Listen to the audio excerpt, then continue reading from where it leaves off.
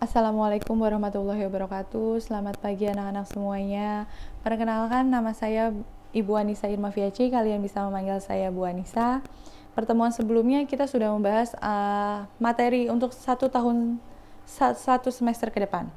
Nah, kalau di IPS itu ada 2 sejarah, ada sejarah wajib dan ada sejarah peminatan. Nah, kalau saya sendiri, Bu Anissa ini mengajar sejarah peminatan. Oke, kita memiliki KKM yaitu 75. Kalau kalian nanti nilainya rata-rata di rapot akhirnya di bawah 75, ya kalian kemungkinan tidak akan naik kelas. Makanya tolong belajar dengan sungguh-sungguh, tolong dikerjakan tugasnya dengan baik, jangan sampai telat tugas-tugasnya. Oke, kita mulai aja materi pertama kita. Pertama kita harus mengenal dulu apa itu pengertian sejarah. Kita juga langsung masuk bab pertama, yaitu manusia, ruang, dan waktu. Oke, sejarah. Sejarah itu memiliki 3 unsur utama. Yang pertama adalah manusia, ruang, dan waktu. Dari setiap semua peristiwa sejarah itu pasti ada manusianya, ada ruangnya, ada waktu. Kenapa ada manusianya? Manusia di sini adalah sebagai tokoh atau pelaku peristiwa sejarah. Sedangkan ruang di sini latar belakang tempat terjadinya sejarah. Kalau misalnya waktu adalah batasan dari peristiwa sejarah. Sebagai contoh, 17 Agustus tahun 1945 diperingati sebagai Hari Kemerdekaan Republik Indonesia. Tokohnya siapa? Insinyur Soekarno dengan Muhammad Hatta yang membacakan teks proklamasi. Sedangkan ruangnya di mana? Di Jalan Pegangsaan Timur, nomor 56, Jakarta. Waktunya kapan? Di tanggal 17 Agustus 1945 pada pukul 10. Oke, kita next lagi. Selanjutnya.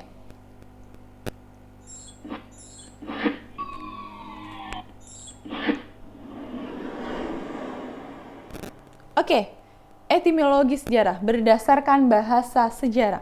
Apa itu pengertian sejarah? Secara umum, sejarah itu pada dasarnya berasal dari bahasa Arab. Bahasa Arab itu adalah syajaratun yang artinya pohon. Sejarah berasal dari bahasa Arab yaitu syajaratun yang artinya pohon. Lalu berdasarkan dari bahasa Inggris. Kenapa bahasa Inggris? Nah, sejarah berasal dari bahasa Inggris ya, asal katanya dari historia. Historia ini asal katanya dari historia, itu bahasa Yunani yang artinya adalah orang pandai. Sedangkan berdasarkan bahasa Jerman yaitu adalah Geschichte, yaitu sesuatu yang telah terjadi. Sejarah pasti artinya pohon, orang-orang pandai, dan sesuatu yang telah terjadi. Next ya. Nah, pohon keluarga.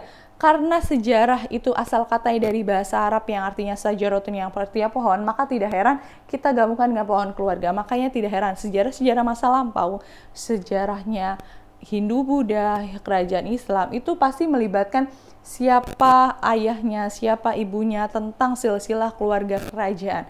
Tidak terlepas dari silsilah keluarga kerajaan. Makanya sejarah berasal dari bahasa Arab yaitu sajarotun yang artinya pohon. Ada kakek, ada nenek, ada om, ada tante, nanti ibu dengan bapak menikah menghasilkan saya, menghasilkan adik saya, adik perempuan saya, adik laki-laki saya, dan saudara sepupu saya yang berasal dari om dan tante. Next. Pengertian sejarah. Herodotus adalah seorang tokoh Yunani. Dia mendapat julukan sebagai bapak sejarah. Nah, menjadi kalian perlu diingat, kalau bapak sejarah itu namanya Herodotus. Herodotus mengatakan bahwa pengertian sejarah adalah sejarah tidak dapat berkembang dan bergerak ke arah depan yang pasti, tapi bergerak melingkar dengan tinggi rendahnya. Lingkaran disebabkan oleh manusia. Jadi manusia di sini menjadi peranan penting dalam peristiwa sejarah tersebut. Paham semua ya anak-anak ya? Lanjut next. Oke. Ciri utama sejarah. Semua peristiwa sejarah pasti mengandung ciri utama ini. Pertama adalah unik. Kenapa sejarah dapat dikatakan unik? Sejarah dapat dikatakan unik jika terjadi hanya satu kali, tidak berulang-ulang. Peristiwa pembacaan proklamasi pada tahun 1945 hanya terjadi satu kali dengan orang yang sama, waktu yang sama. Tidak dapat diputar berkali-kali. Walaupun pembacaan teks proklamasi setiap tanggal 17 Agustus dibacakan oleh setiap presiden, tapi tidak dengan presiden yang sama. Makanya peristiwa sejarah dapat dikatakan unik karena hanya terjadi satu kali dengan satu orang, dengan waktu yang sama, dengan tempat yang sama. Penting. Kenapa peristiwa sejarah dapat dikatakan penting? Karena berpengaruh besar pada masanya dan masa berikutnya. Di sini kita dapat mengambil contoh sebagai 17 Agustus. Berpengaruh besar nggak sih bagi bangsa Indonesia? Iya, berpengaruh besar. Kenapa berpengaruh besar? Karena momen 17 Agustus 1945 dijadikan sebuah momen kalau bangsa Indonesia terbebas dari penjajahan asing, baik oleh Barat maupun oleh pihak Jepang. Karena bangsa yang terakhir menjajah bangsa Indonesia adalah bangsa Jepang. Lanjut. Sejarah dapat dikatakan abadi karena notabene adalah tidak dapat berubah-ubah. Tidak dapat diubah-ubah. Iya, 17 Agustus 1945 tetap dijadikan sebagai hari kemerdekaan Republik Indonesia. Tidak dijadikan sebagai perjanjian Rumroyen atau tidak dijadikan sebagai peristiwa Bandungan Lautan Api. Itu tetap tanggalnya di buku sejarah tetap tulisannya 17 Agustus 1945 sebagai peristiwa proklamasi. Next.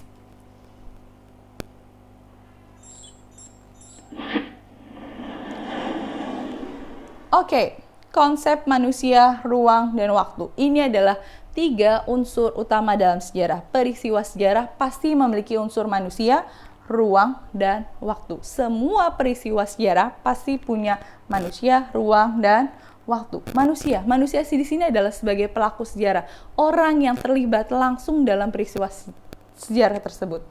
Ruang itu siapa sih? Tempat terjadinya peristiwa sejarah. Mau tempatnya di mana? Di Jalan Pegangsaan Timur kah? Atau di Depok kah? Atau di Jakarta? Nah, waktunya kapan terjadi peristiwa proklamasi?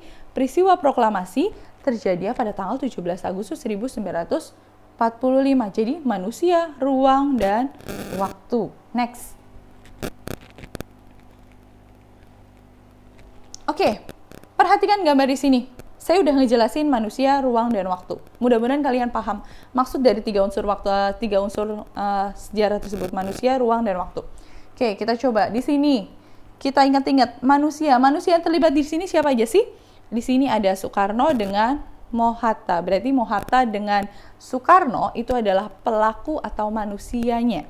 Sedangkan tempatnya di mana? Tempatnya atau ruangnya di mana? Di Jalan Pegangsaan Timur nomor 56 Jakarta. Waktunya kapan sih? Waktunya itu di tanggal 17 Agustus 1945 pada pukul 10. Dan di gambar 2, coba dilihat. Di sini ada sebuah peristiwa, yaitu adalah pembacaan surat pengunduran dirinya Soeharto. Nah, di sini Soeharto ini adalah peristiwanya. Siapa manusia yang terlibat? Di sini coba dilihat. Ini ada Soehartonya dan didampingi oleh B.J. Habibie. Jadi manusianya adalah Soeharto dengan B.J. Habibie. Ruangnya di mana? Ruangnya di Istana Negara. Waktunya kapan? Waktunya di tanggal 21 Mei 1998. Ketika masa penurunan Soeharto, kemudian terjadi beberapa peristiwa-peristiwa besar setelah masanya. Okay, next. Oke, unsur waktu dalam sejarah ada past, present, and future. Past, present, and future adalah 3 konsep waktu dalam sejarah. Masa lalu, masa kini, dan masa depan.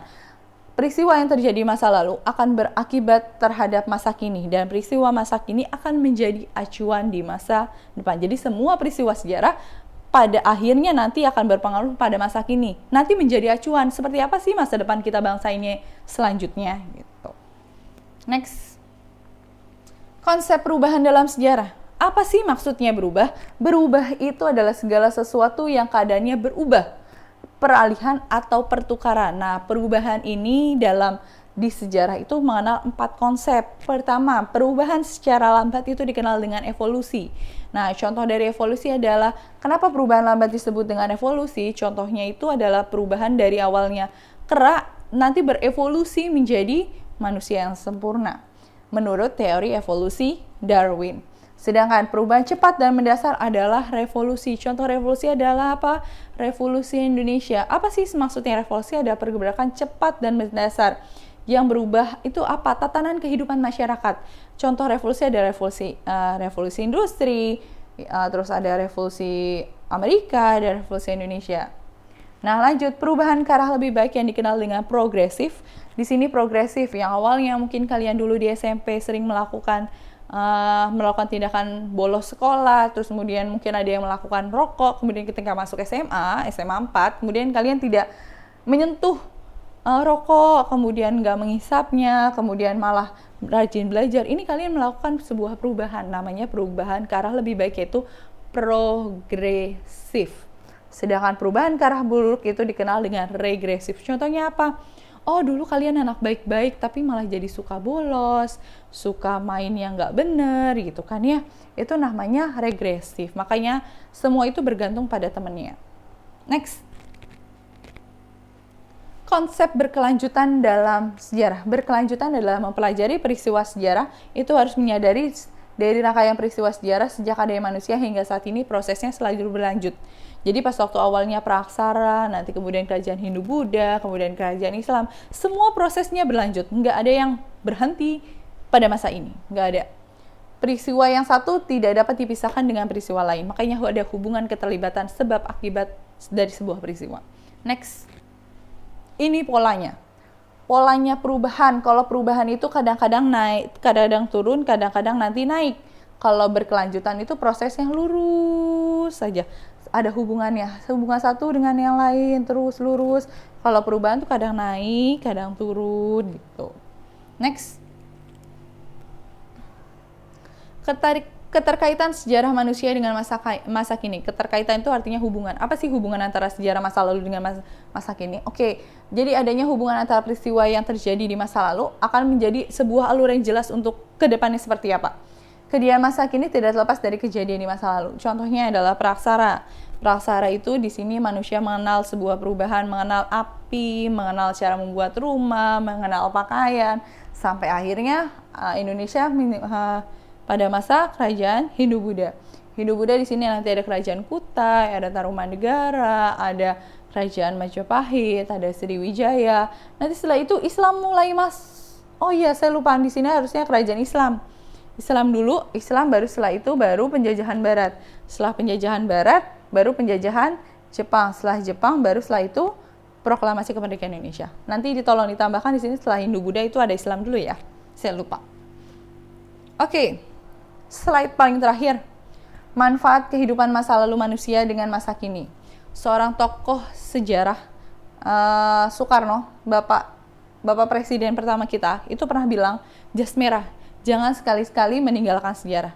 Dan Cicero, seorang Romawi, ahli Romawi itu bilang, Historia Magistra Vitae. Itu artinya adalah sejarah adalah guru kehidupan. Apa sih manfaatnya? Pertama, sebagai panduan moral dan politik, sebagai sarana mengenal bangsa sendiri dan bangsa lain, memperkokoh identitas bangsa, melatih cara berpikir menyeluruh, holistik, dan multi perspektif, dan melatih berpikir diakronik dengan sinkronik. Nanti ini kita akan pelajari di bab selanjutnya. Oke, sekian dari penjelasan dari saya. Semoga kalian mengerti. Jika ada yang kurang dimengerti, silakan komen di Google Classroom-nya. Minggu depan kita akan cobain latihan buat kalian semua ya. Semoga kalian paham. Sekian dari saya. Apabila ada kesalahan mohon dimaafkan. Wassalamualaikum warahmatullahi wabarakatuh. Terima kasih.